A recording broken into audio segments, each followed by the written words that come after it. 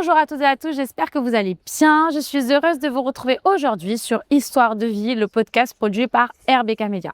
Aujourd'hui, j'interviewe Myriam Lamar. Elle a été 12 fois championne du monde de boxe et c'est parti pour découvrir son histoire. Bonjour Myriam. Bonjour Rebecca. Merci d'avoir accepté cette interview. Merci à toi. On est bien, hein, oui, là. magnifique. On est très bien pour revenir sur ton parcours. Ouais. Alors, enfant, tu étais comment? Est-ce que tu avais le goût pour la bagarre ou pas du tout? Oui. Oui, depuis toute forcément, petite. quand on est issu d'un milieu familial avec des difficultés, on a un petit goût pour la bagarre. Il y a deux possibilités. Soit on se recroqueville sur soi et puis on est complètement effrayé de tout, soit on est désinhibé et puis on va taper sur tout ce qui bouge. J'étais plutôt de ce côté-là. Et donc, comment la boxe est entrée dans ta vie? Tu avais quel âge? Toujours, alors j'avais la première fois 15 ans, toujours des rencontres humaines. Donc la première fois 15 ans, c'est un ancien boxeur professionnel à la piscine d'Aubervilliers et qui me dit « Mais quel sport tu fais? Toi, t'es bien athlétique. » Et je lui dis « Je fais de l'athlétisme. » Il me dit « Je te verrai bien en boxe. Tu veux pas venir essayer la boxe anglaise au Boxing Beats à côté du gymnase Manoukian ?» Et je lui dis « Pourquoi pas ?» Donc, un vendredi, au lieu d'aller faire la PPG au gymnase, j'ai bifurqué à la salle de boxe. J'en ai fait pendant 1 mois. Ça a été le coup de foudre total. Mais mes parents n'avaient pas les moyens de me payer un club. Donc, j'ai repris de l'athlétisme.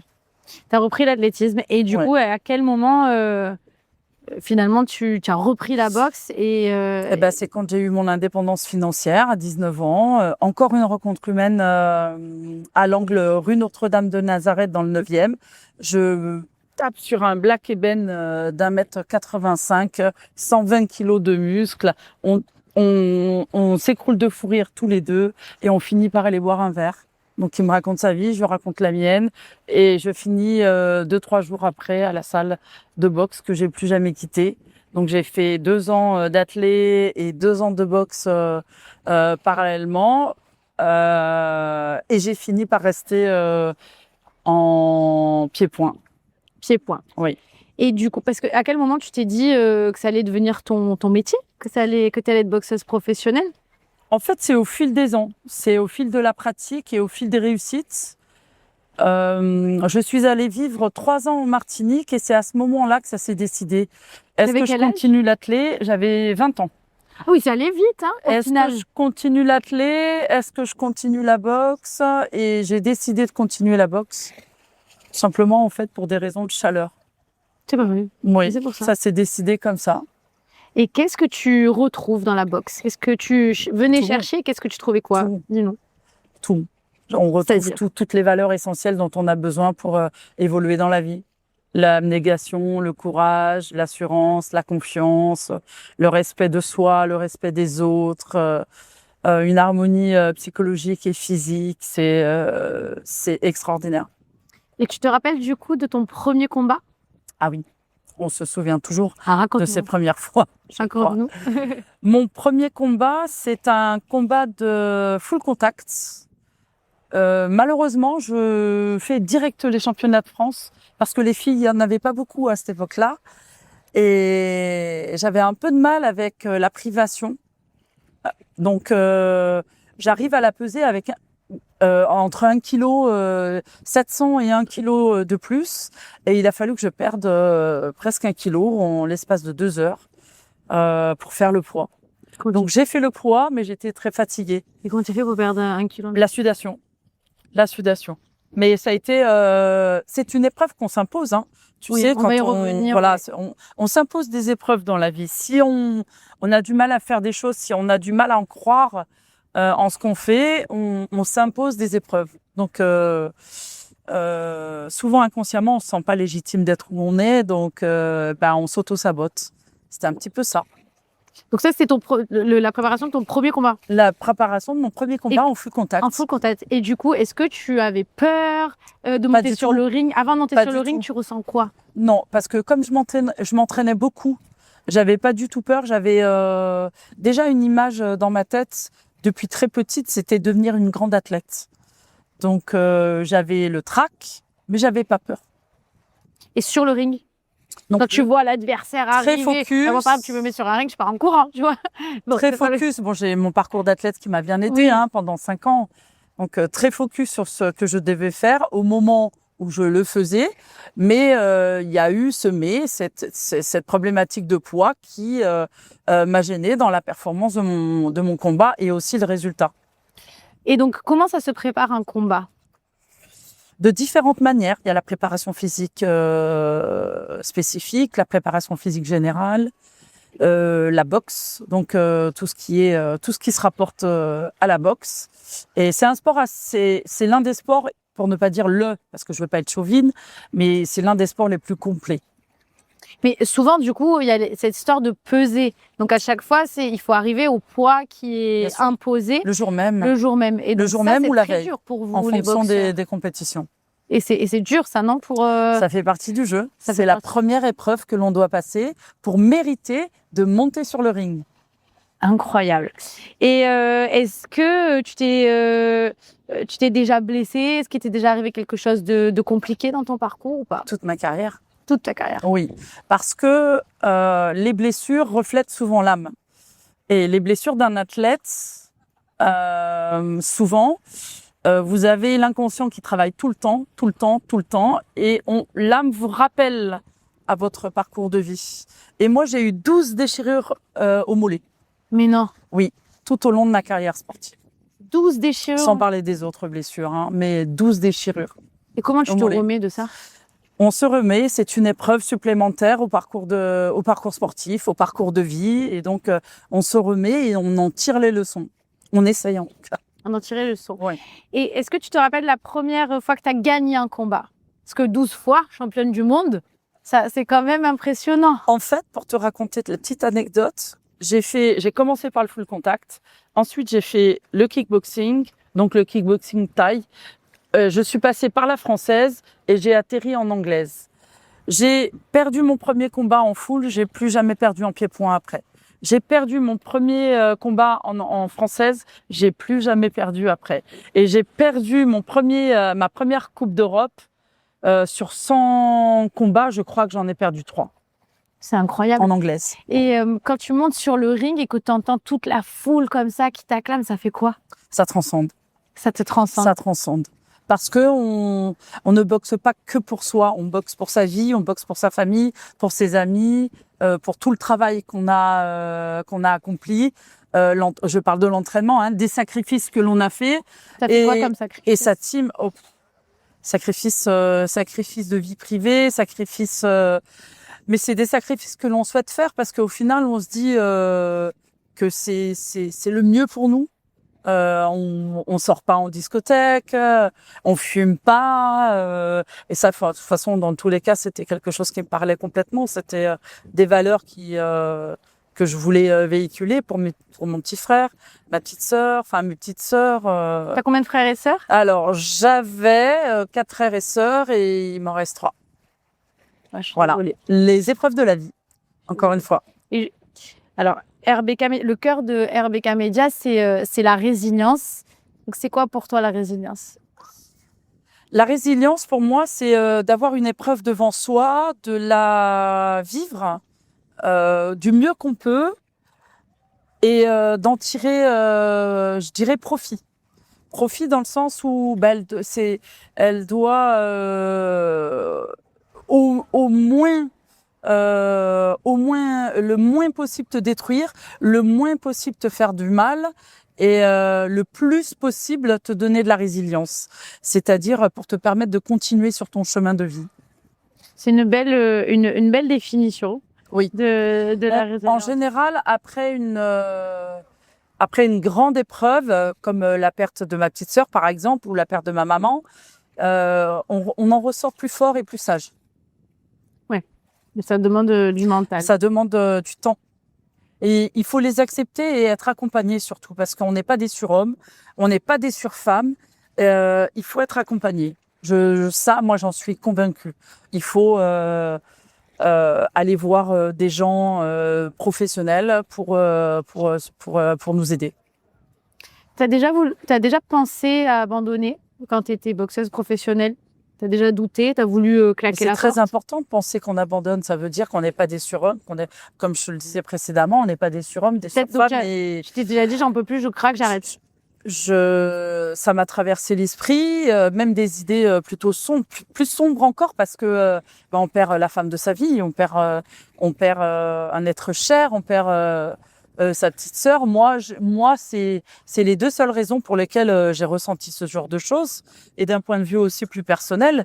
Mais c'est quoi qui t'a fait tenir? Comment t'as passé les Ce qui m'a fait tenir, c'est que j'avais derrière des gens à qui je tenais très très fort, ma famille, mes petits frères, mes petites sœurs, mes frères et sœurs, mes neveux et nièces, et que je tiens énormément à eux, que je m'en sens responsable, et que je peux pas me permettre et mes objectifs de vie aussi. Je peux pas me permettre de ne pas être ce que je suis au fond de moi, c'est-à-dire une combattante. Incroyable.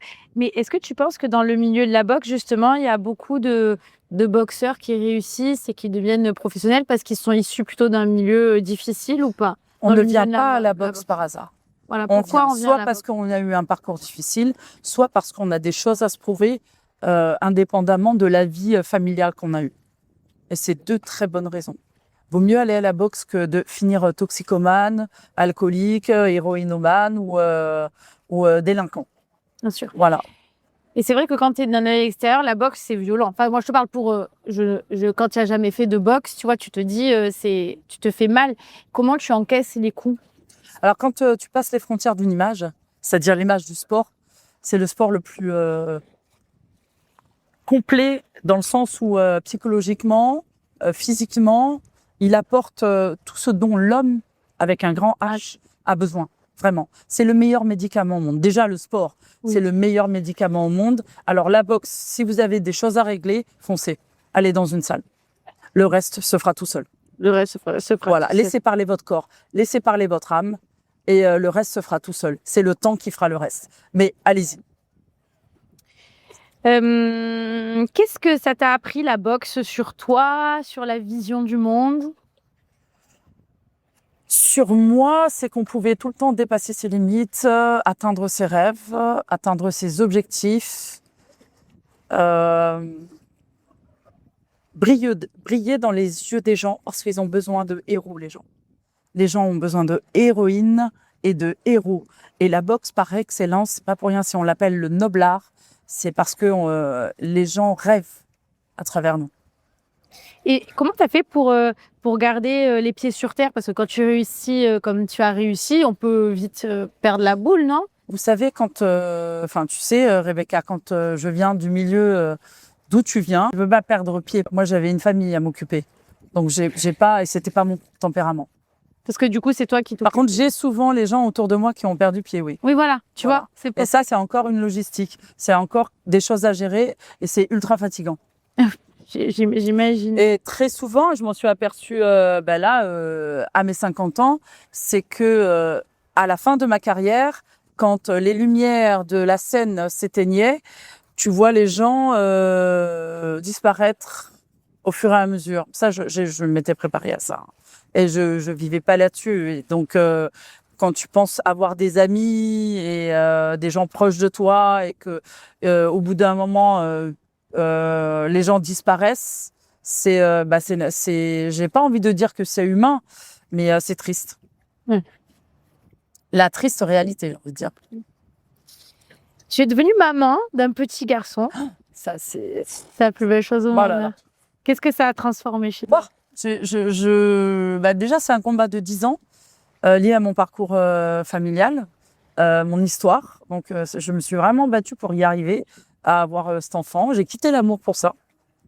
Je me suis séparée de la personne avec qui j'étais pour arriver à avoir mon enfant. Et c'est certes une blessure indélébile, mais je ne regrette absolument rien. Il a quel âge aujourd'hui? Il a 5 ans J'ai vu la bientôt dernière fois. et c'est le plus beau petit bonhomme de la planète. Et du coup, il va faire la boxe ou pas, lui aussi? J'espère. J'espère. Bon, il a un bon professeur. Hein. Obligatoirement, en tout cas, j'ai pas envie de lui prendre la tête, moi, avec ça. Mais la seule chose que je souhaite qu'il fasse, obligatoirement, c'est un sport de combat. Et après, il fera ce qu'il voudra. Vraiment, que ce soit professionnellement parlant, artistiquement parlant, sportivement parlant. Mais ça supplante, en fait, pour moi, l'armée. D'une certaine manière, ça structure les garçons et ça discipline, homme ou femme. Mais je pense que le sport de combat, c'est vraiment, quand on est tout petit, ça structure. Ça structure, ouais. Alors, à l'époque, la boxe n'était pas aussi reconnue qu'aujourd'hui dans le milieu féminin. Est-ce que tu as senti que tu devais forcer plus pour t'imposer? Alors moi, comme je le dis souvent dans les interviews, je suis un petit peu la mauvaise cliente pour ça parce que j'avais une personnalité telle que je savais tellement ce que je voulais que j'ai forcé le respect naturellement. J'ai naturellement forcé le respect et je me suis jamais pris la tête avec ce que pensaient les gens de moi, ce qu'attendaient les gens de moi. Quand j'arrivais dans une salle avec Louis d'ailleurs et qui m'a fait des témoignages de cœur extraordinaires, qui me disait Myriam, tu as changé ma vision de la femme, tu as changé l'harmonie et l'ambiance dans la salle, tu es la patronne de la salle. C'est quelque chose que j'ai fait naturellement, sans forcer, en étant proche de tout le monde et en même temps en me préservant moi, en étant souriante, en étant moi en fait.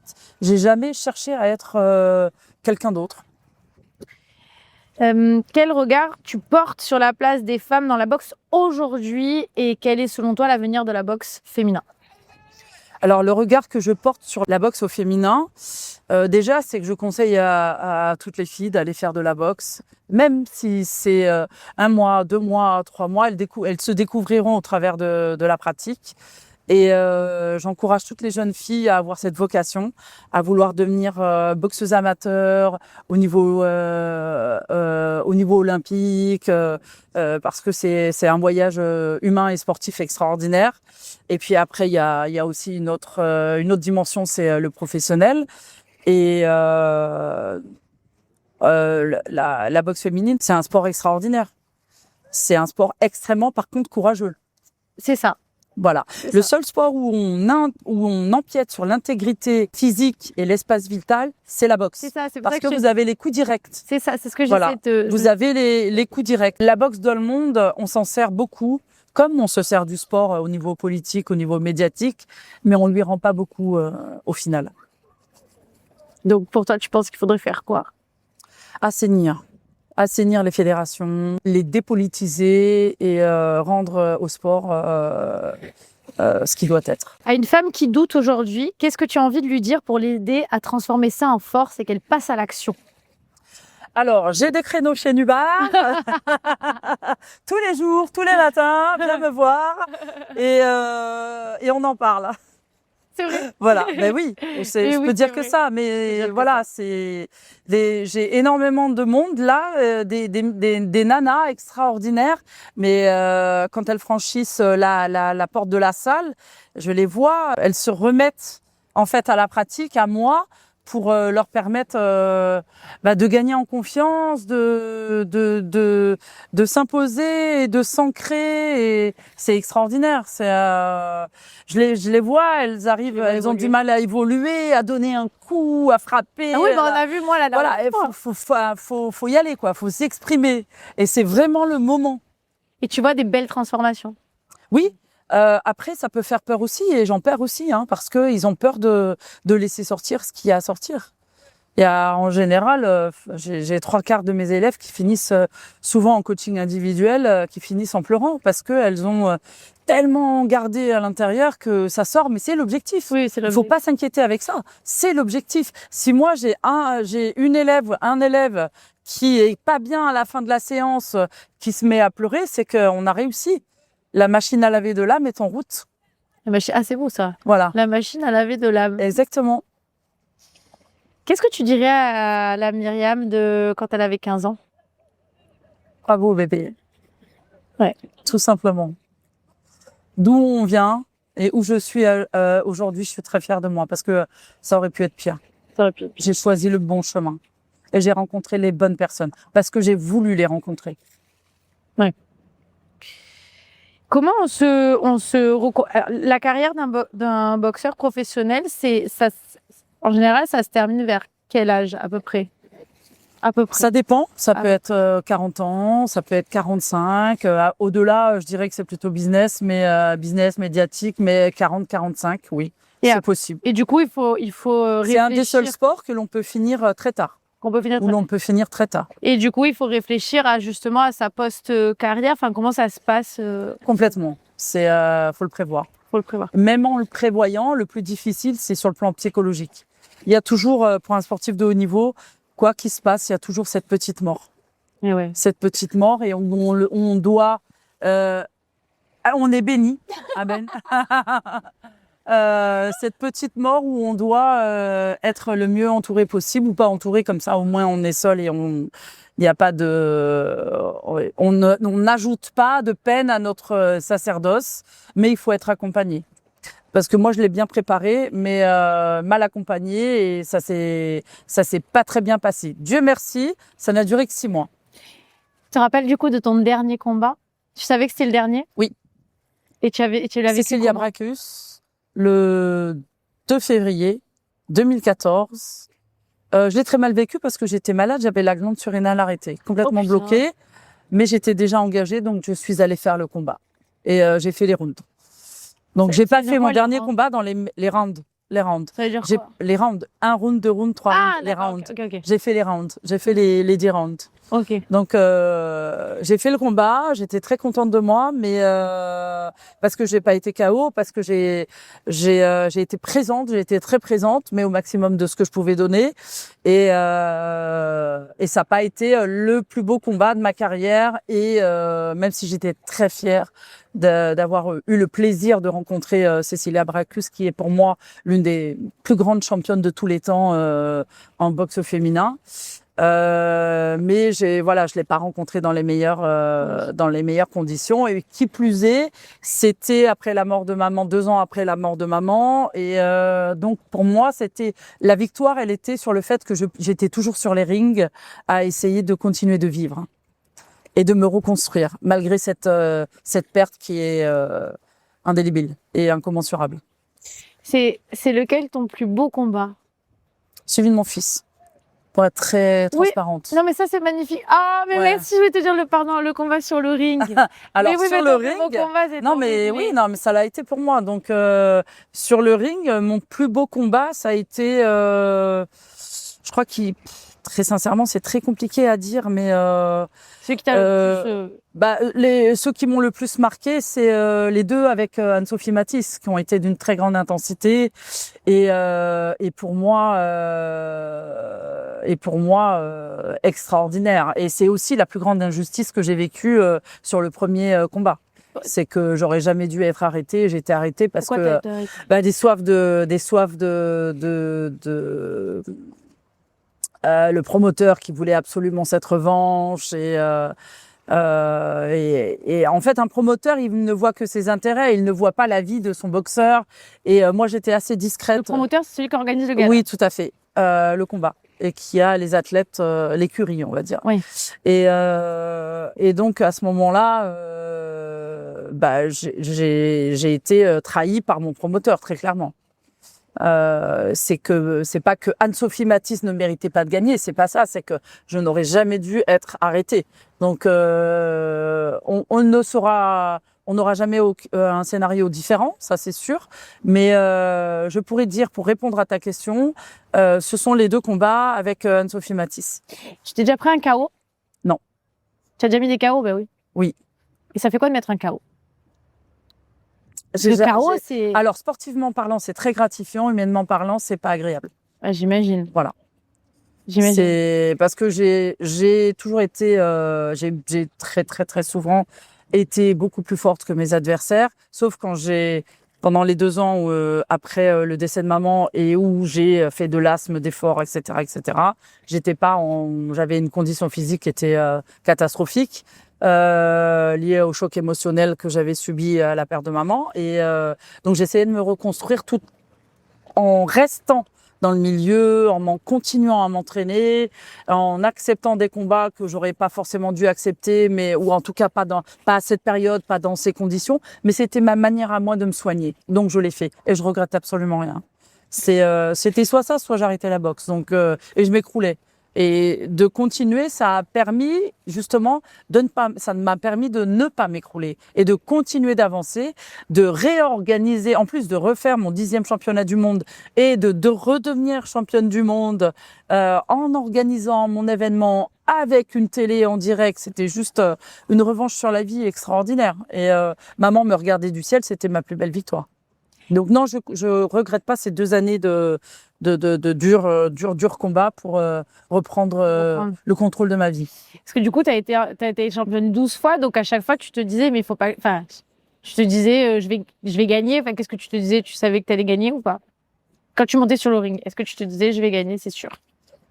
Ah ben, de toute façon, parce qu'à chaque fois, t'imagines 12 fois. Parce même que la si on première perd. fois. Non, mais j'ai fait 18 championnats du monde quand même. Tu vois? Donc, 12 fois, limite, tu te dis encore. Enfin, tu vois, ou non, pas cette sensation? Tu travailles, c'est ton travail, c'est ton job. Et quand tu es passionné par ce que tu fais, en fait, tu souffres pas. Ce qui te fait souffrir, c'est les blessures. C'est les blessures. C'est les blessures, les défaites, les chagrins, quels qu'ils soient. C'est les problèmes de la vie. Tu fais ce que tu aimes. Quand tu vas à l'entraînement et que tu dis c'est ton travail, c'est juste extraordinaire. Quand tu as un nageur qui va 2 fois à l'entraînement et qui est payé pour ça et qui reçoit qui a le fruit de son travail autour du cou. Après, c'est extraordinaire. Le plus difficile, c'est ce qui est à l'extérieur, en fait. Et quand tu es sur le ring, que tu es en plein combat, et que c'est fatigant, que tu as mal, enfin, comment tu tiens? Parce que tu te transcendes, là, quand tu es sur le ring. Bah justement, tu réponds à ta question, tu es en transe, tu te transcendes, bien sûr. Bien sûr. En fait, un boxeur, il y a 2 possibilités. Reprendre un coup, ça le transcende, ça lui donne envie c'est des switches mentaux, en fait. Hein. Ce ne sont que des switches mentaux. Après, à haut niveau, ça se joue à ça, et c'est mental. C'est vraiment, c'est parce que les conditions physiques se valent normalement, mais le talent un petit peu moins, mais les conditions physiques se valent. Et après, c'est le talent et le mental qui fait la différence. Mireille, est-ce que tu as quelque chose à ajouter avant qu'on termine cette magnifique interview? Oui. J'ai une surprise pour toi. Pour moi? Ouais. Tu as créé l'association il y a moins d'1 an qui s'appelle Les Louves. Hein. Oui. Je voudrais que tu nous en parles. Alors, Les Louves, c'est l'association Loi 1901 qui accompagne toutes les victimes de violences et de viols, femmes, hommes, enfants, au travers un parcours pluridisciplinaire, donc qui repose sur 6 pôles: juridique, psychologique, médical, soins non conventionnels, bien-être, prévention. L'objectif, vraiment, c'est de soutenir, de protéger et de réparer les victimes. Alors, moi, j'ai un objectif sportif, c'est de reprendre la compétition et de faire des Aerox.